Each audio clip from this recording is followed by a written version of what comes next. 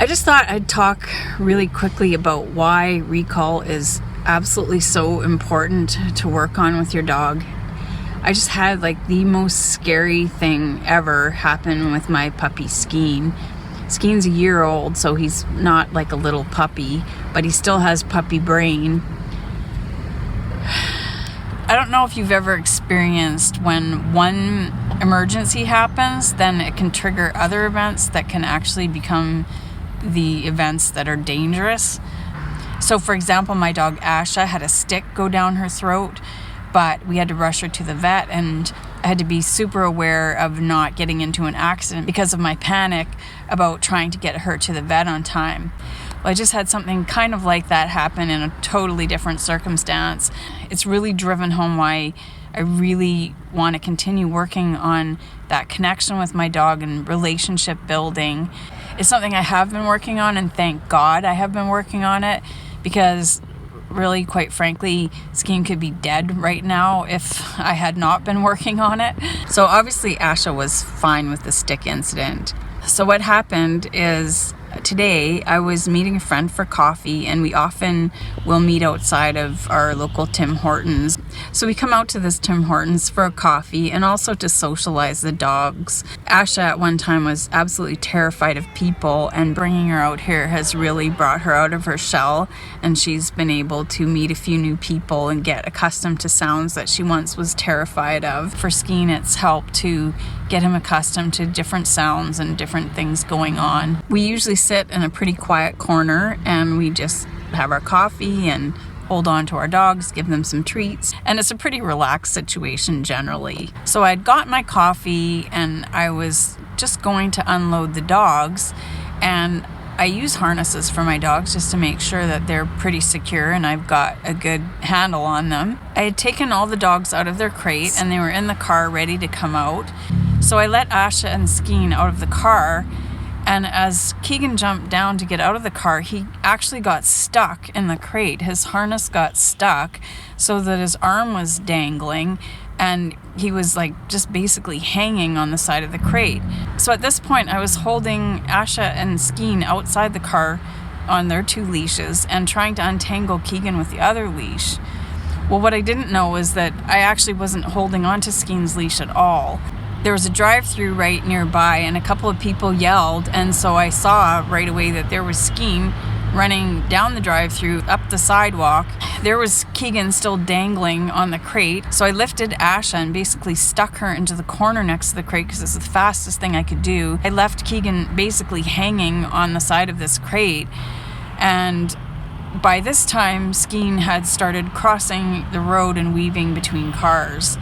This is always a dog owner's worst fear, and this is the first time it's ever happened to me with any of my dogs. So I managed to safely get across the road, and by this time he was up at the corner of the McDonald's, which is almost, a half a block from where my car is located. It can actually be really dangerous if a dog is loose like that to chase them, because if a dog's panicked and it's being chased, then they're going to get more panicked. He got to the corner of the McDonald's and I called his name, and he did come towards me, but again, he was in that panic mode. There were a couple of ladies that were also trying to coax him towards them, and he did approach them, but he was quite nervous and wouldn't get close enough. I knew that if I could coax him to run towards me by actually moving away and throwing a bunch of cookies, that he would probably at least head towards my direction. And so I threw cookies down and ran towards the McDonald's parking lot, which is away from the road. And thank God he came close enough that I could grab his leash.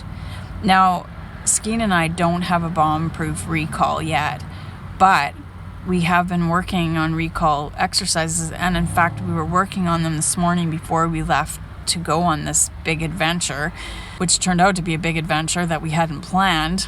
I've been working also on using an emergency word, which I didn't even have the presence of mind to use, but thankfully he oriented towards me and didn't keep running, and I'm just so grateful and thankful that he did that because, like I said, when there's traffic and there's chaos, dogs can go into complete panic mode and they can just keep running.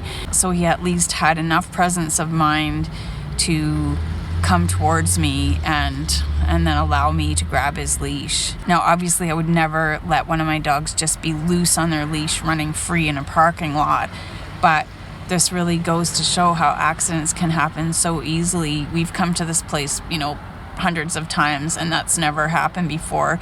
But one little incident happens, your dog gets caught, and then you're not looking at the other dog, and the next thing, he's loose and he's running down the road. So it's just really proven to me that it's really, really important to keep relationship building and to keep building recall. And working on teaching your dog to orient towards you is super, super important and can really mean life or death in some situations. It's also really made me think about strategies for dogs that are running loose on a dangerous street, that you really have to think about what you're doing, because if you just chase after that dog that's in a panic mode, you could be chasing them into a car. Skeen has been doing quite a bit of recall training. He's definitely far from bomb-proof, but I am just so grateful that he had enough skills that he did come towards me. If it were another strange dog that was in absolute panic mode, he may not orient towards me at all. And that gets really, really tricky because you really do not want to chase a dog, like I said, into traffic. If you do see a dog loose on the road, you have to really think before actually chasing the dog. In Skeen's case, I knew I was going to have to keep following him, but I was really careful not to pressure him. And my pockets were full of cookies, so I threw lots of cookies down as I ran, again, actually away from Skeen. But like I said, we've been doing training so that he would come to me when I ran the other direction. It's really something that doesn't feel natural when your dog is running off. You want to chase them, you want to run after them, but you have to really, really think about that.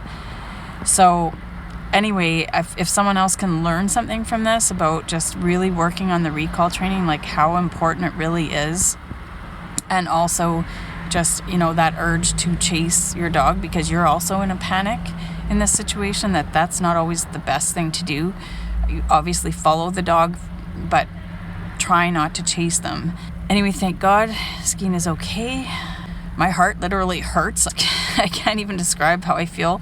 It puts everything into perspective, in an instant, everything can change. You can lose your dog, you can lose your own life. I mean, accidents happen so quickly. The other part of this whole thing is that I was running through traffic to get to my dog. I mean, obviously I have a bit more car sense than my dog does, but like I said, these emergencies end up having a ripple effect, and you can see how very quickly everything could go wrong, and really, how people get killed. I heard of an incident where someone chased after their dog across the road and got killed. And this is just really brought home to me just to not blindly react, but to really try to keep your presence of mind in any emergency, whether it involves a dog or another human that is in some kind of a precarious position where you are forced to react quickly.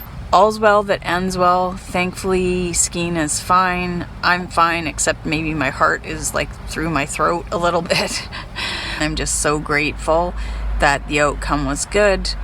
Skeen is in one piece, I'm in one piece, and my friend, actually, I didn't finish explaining that I had left Keegan hung up in the crate, and my friend who was meeting me obviously knew there was a commotion going on and went to check on my other dogs, who were kind of a little bit traumatized the way they had been stuck in the car, but Keegan had gotten himself loose and she'd managed to pull Asha out of her corner.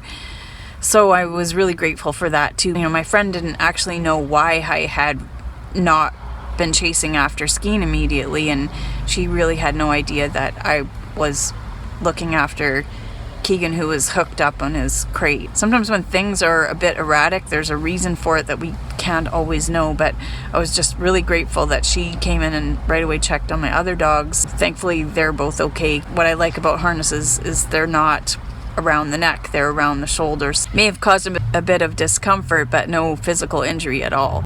I also think it's really important to have these conversations because, like I said, it can happen to any of us, and it's really worth thinking, what would you do if this happened with your dog, and how would you approach the rescue of the dog? Of course, we don't like to think about these things, but we can do some things to try to prevent these situations from happening, in the sense of just doing the relationship building and having a strategy. So I'm just gonna go home and I'm going to hug my dogs and just be grateful that the outcome was good and that the training has been worthwhile. Obviously, ideally, this would never happen and your dog would never be loose on a road. He did have his leash on, thankfully, and I mean, I did think that I was holding on to his leash, but obviously I wasn't, because I was trying to maneuver the other crate. Like I said, accidents happen to all of us, and I'm just grateful that there was a good outcome. I'm gonna go home, I'm gonna hug my dogs, and I'm gonna keep on doing that recall training and the relationship building that really helped to save Skeen's life today, in my opinion. If I had not been working on this relationship building and recall work, would he have come to me at all? I mean, I don't know, because he was pretty panicked. So this was a pretty intense day. I've been working on some really fun videos with my dogs, and hopefully you'll get to see them over the next few weeks. Hug your dogs and love them every day that you can. Have an awesome day.